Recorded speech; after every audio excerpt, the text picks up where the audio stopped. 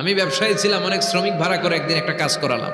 সব শ্রমিকের টাকা দিয়ে দিলাম। এক শ্রমিক টাকা না নিয়ে ভাগলপুর কই যে গেছে নিজেও জানি না, ওর টাকা আমার কাছে রয়ে গেছে।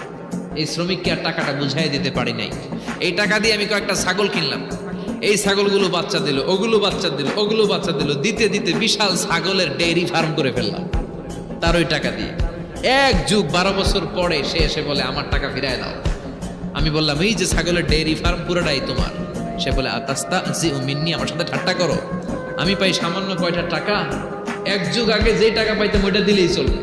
আমি বললাম ও শ্রমিক, তোমার টাকা দিয়ে আমি ছাগল কিনে ব্যবসা করেছি, ছাগল বাচ্চা দিয়েছে, বাড়তে বাড়তে বাড়তে বাড়তে আজকের বিশাল এই ডেইরি ফার্ম। এই ডেইরি ফার্মের মালিক আমি নই, তুমি নিয়ে যাও। বলার সাথে সাথে শ্রমিক আনন্দে নাচতে নাচতে ডেইরি ফার্ম নিয়ে যায়। ও আল্লাহ, ওই দিন যদি সে যতটুকু টাকা পাওনা ছিল অতটুকু দিলেই সে খুশি হয়ে যেত। শুধু তোমার খুশির জন্য পুরো ডেইরি ফার্ম আমি তারে দিয়ে দিয়েছিলাম। আল্লাহু আকবার।